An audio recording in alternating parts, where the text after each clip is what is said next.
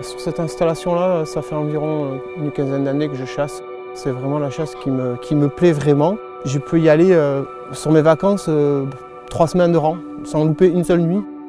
Ma copine, j'ai la chance qu'elle chasse avec moi. Donc déjà, on est tous les deux et elle admet bien parce qu'elle connaît ma passion. Elle sait très bien que de toute façon, c'est dans ma nature, quoi. C'est obligatoirement, je dois venir ici voir, analyser s'il en passe, les vents. Avec des amis à moi, ça fait quelques années, on s'est vraiment équipé pour chasser l'oie sérieusement. Donc c'est pour ça qu'il y a toute cette attirail-là. Et puis jusqu'au mois d'octobre, c'est les canards. Et à partir du mois de novembre, vraiment, on s'attaque vraiment à la chasse à l'oie.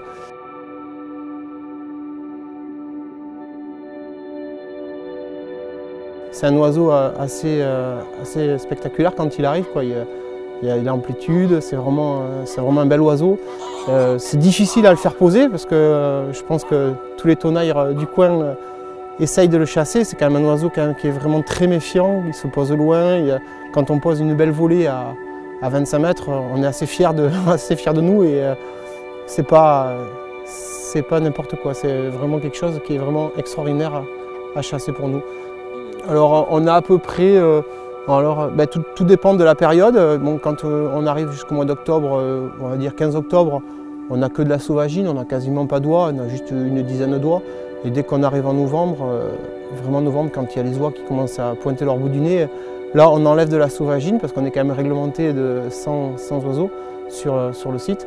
Donc on enlève nos canards, on remplace nos oies, donc on a environ entre 40, 50, ça dépend, on va dire 40 oies, c'est bien, 40 oies, on est pas mal, quoi. Parce qu'on conserve quand même la chasse au canard aussi, malgré tout, quoi. On est quand même mordu aussi du canard malgré tout.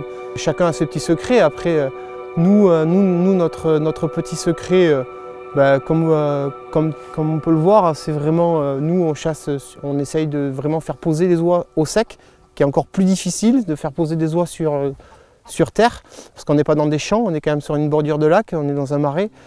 Donc on essaie de faire poser les oies sur l'herbe. On y arrive de temps en temps, je ne dirais pas que c'est tous les jours, mais on arrive quand même à faire poser des oies sur l'herbe. Et c'est vraiment notre différence par rapport aux autres installations, c'est qu'on accentue la chasse sur l'herbe.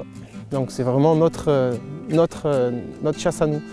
Sur les volets du soir, il faut être déjà aux aguets, il faut être tendu assez tôt. Donc on se dépêche à débaucher le plus rapidement possible pour pouvoir être à la cabane de chasse avant la nuit et attendre la volée du soir, quoi, qui est quand même certainement la plus belle qu'on peut avoir, quoi. La volée du soir, c'est fantastique, elle arrive à tomber de la nuit, elle ne se repose pas très loin, elle rentre tout doucement. Tous les grands lacs sont assez bons à la chasse aux oies. Je pense que pour la chasse aux oies, les grands lacs ont toujours apporté beaucoup d'oiseaux parce qu'il y a des grandes superficies, ils vont se poser au large. Et après, nous, ce qu'on veut, c'est du vent d'ouest, du vent nord-ouest pour les faire revenir au bord. Comme on dit, le vent les pousse à nous, quoi. Elles cherchent les abris, donc toutes les petites conches, les petits abris.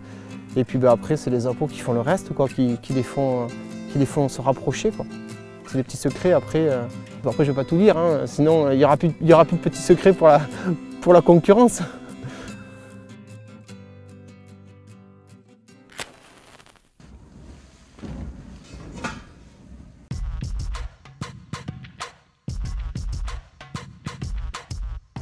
La chasse des oies cendrées, quelque chose qui suscite un engouement et une passion depuis quelques décennies. Et pour cause, les populations explosent littéralement et de ce fait, sur l'axe migratoire, on voit maintenant naître des réelles passions, comme notre ami Mathieu, pour la chasse de ces oies, des Ansieridés, qui procurent des émotions formidables.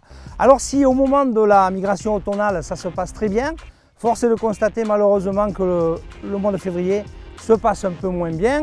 Je voudrais dire simplement qu'on se heurte à un mur infranchissable, incontournable, inébranlable, qui est la directive européenne 79/409, remaniée en 147/2009, juste pour la valider, et qui à chaque fois nous interdit de chasser ces oiseaux qui malgré tout vont être massacrés sans vergogne dans les pays frontaliers, dans les pays voisins de la France et quelquefois à quelques centaines de kilomètres avec des méthodes vraiment peu ragoûtantes. Je dirais que le gazage c'est inadmissible, faire mourir les oiseaux de faim en les entourant de grillages c'est inadmissible, piquer les œufs c'est inadmissible. On est devant une réalité qu'on a du mal, ça devrait être si simple de pouvoir chasser les oies en février et c'est devenu compliqué parce qu'on a des détracteurs qui attaquent sans arrêt les arrêtés du ministre, un Conseil d'État qui ne juge que sur la jurisprudence. Mais je voudrais surtout amener une note d'optimisme par rapport au travail qui est fait, entre autres par notre fédération départementale de la Gironde, avec l'aide des groupements d'associations, des associations de chasseurs de gibier d'eau, des chasseurs eux-mêmes. On a acheté des balises, on a participé au rapport parlementaire de M. Plisson qui amène des solutions, on participe aux études scientifiques. Tout cela a amené des données irréfutables qu'à un moment donné il va bien falloir prendre en compte et en particulier la plateforme de gestion européenne des oies cendrées qui doit nous donner la possibilité de prélever sur les pays, dans les pays, sur les pays où elle cause des dégâts, mais aussi dans les pays qu'elle traverse dans sa migration. Donc je termine sur cette note d'optimisme parce que de toute manière, on a trouvé une solution, un palliatif les 2 dernières années, cette année aussi d'ailleurs. Alors merci à tous ceux qui ont travaillé et puis plaisir à la chasse et au bonheur de pratiquer la chasse à l'oie.